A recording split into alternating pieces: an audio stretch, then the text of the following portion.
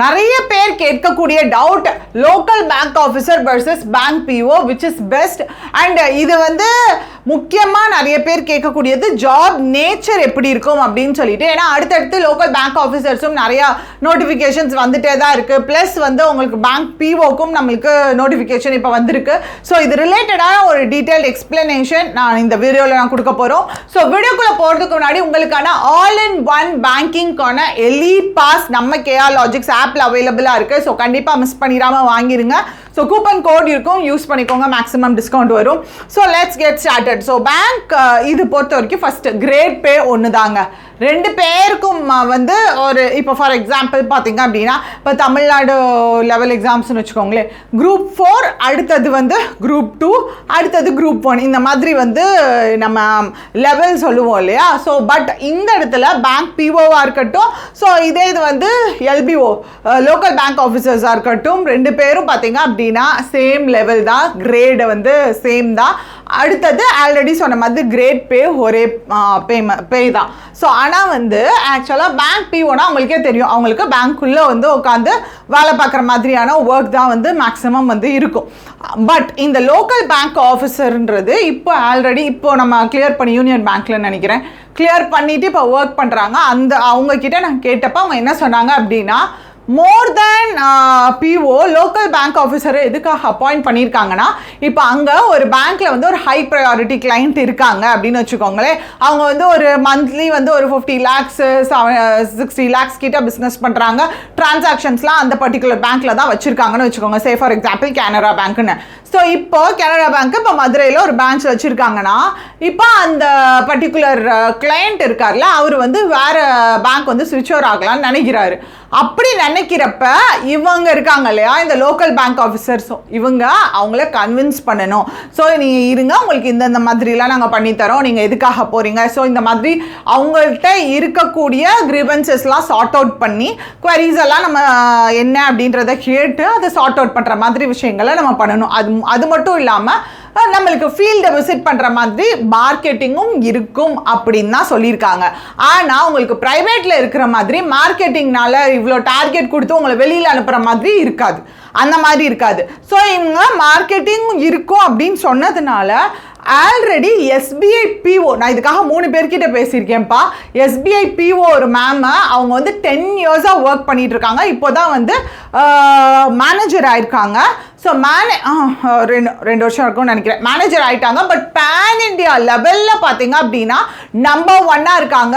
Like ஒரு department சொன்னாங்க, sales something ஏதோ ஒரு டிபார்ட்மெண்ட்டில் எஸ்பிஐயில் தான் எஸ்பிஐ மேனேஜராக இருக்காங்க. பேன் இண்டியா லெவலில் நம்பர் 1 அவங்க.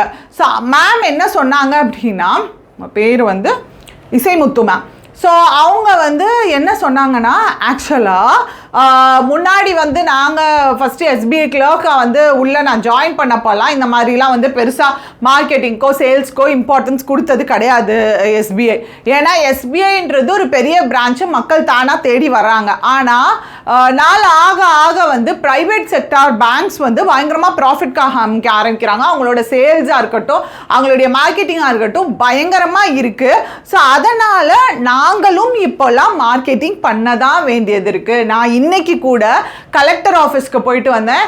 ஸோ எங்கள் கலெக்டருக்கு பர்சனலாக வந்து அவங்க அக்கௌண்ட்ஸ் ரிலேட்டடாக நிறைய விஷயங்கள் வந்து அவங்க பேசியிருக்காங்க. அது மட்டும் இல்லாமல் அங்கே 150 மெம்பர்ஸோ எவ்வளவோ. ஸோ அவங்களுக்கு அவங்களோட பேங்க் சர்வீசஸ் பற்றி அவங்க வந்து பேசி ஒரு சின்ன ப்ரெசன்டேஷன் மாதிரி அவங்க போயிருக்கு. ஸோ அவங்க சொன்னது என்னென்னா, பாஸ்ட் ஒரு 3 to 4 years-ஆக இதை வந்து நாங்கள் பண்ணிட்டு தான் இருக்கோம். அதாவது ஒரு செட் ஆஃப் சர்டைன் இப்போ வந்து அன்னைக்கு வந்து கலெக்டர் ஆஃபீஸ் அதில் அங்கே ஒர்க் பண்ணுற பீப்புள், ஸோ அவங்களுக்கு வந்து இவங்க ப்ரெசென்ட் பண்ணியிருக்காங்க. ஸோ அப்போ இந்த மாதிரி டிஃப்ரெண்ட் டிபார்ட்மெண்ட்ஸில் இந்த மாதிரி போயிட்டு மார்க்கெட்டிங்கும் பப்ளிக் செக்டார் பேங்க்ஸில் பண்ணுறாங்க. ஏன்னா இல்லாட்டி நம்ம காலை தள்ள முடியாது கரெக்டாக. அப்புறம் ப்ரைவேட்டைஸ் பண்ணிட்டு போக வேண்டியதுதான், ஏன்னா அவங்க ப்ராஃபிட் காட்டல அப்படின்னா.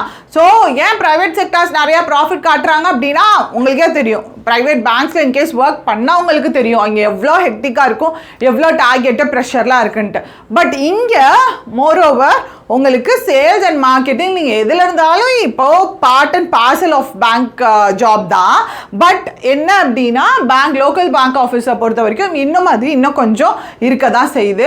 ஸோ ஆனால் உங்களுக்கு வந்து ஒரு டார்கெட் மாதிரி ஃபிக்ஸ் பண்ணி இதை முடிக்கல அப்படின்னா அவ்வளோதான், அந்த மாதிரி கிடையாது. ஸோ நீங்கள் மார்க்கெட்டிங்கிறது அது உங்களோட ஒரு one of the part of the job தானே தவிர்த்து, பட் அதனால் வந்து உங்களை வந்து ஒரு கார்னர் பண்ணுறதோ இல்லை வந்து ஃபயர் பண்ணுறதோ அந்த மாதிரி இருக்கிற விஷயங்கள்லாம் இங்கே இருக்காது. பெர்மனெண்ட் போஸ்டிங் தான். அந்த விஷயத்தை நீங்கள் ஞாபகம் வச்சுக்கோங்க. அண்ட் மோர் ஓவர் நீங்கள் வந்து எனக்கு தமிழ்நாடுக்குள்ளேயே இருக்கணும் அப்படின்னு நினச்சிங்கன்னா, இல்லை ஒரு லொக்கேஷன்லேயே இருக்கணும், ட்ரான்ஸ்ஃபர்ஸ் அதிகமாக இருக்கக்கூடாதுன்னு நினச்சிங்கன்னா, ஸோ இது local bank officer will be the best choice. Because 10 இயர்ஸ்க்கு அவங்களுக்கு ட்ரான்ஸ்ஃபர் கிடையாது. ஸோ இந்த மாதிரி இதுதான்ப்பா இந்த ரெண்டுக்கும் இருக்கிற டிஃப்ரென்ஸ். ஸோ புரிஞ்சிருக்கும்னு நினைக்கிறேன்.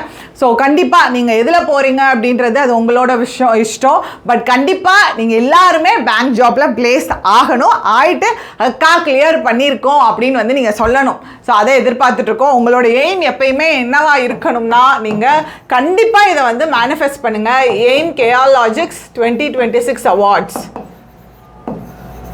எய்ம் பண்ணுங்க, கண்டிப்பாக அடிக்கலாம். ஓகே, ஸோ கிளியராக இருக்கும்னு நினைக்கிறேன். ஸோ உங்களுக்கு ஏதாவது இது ரிலேட்டடாக குவரிஸ் இருந்துச்சு அப்படின்னாலும் காமெண்ட் பாக்ஸில் போடுங்க. So tata bye, see you guys.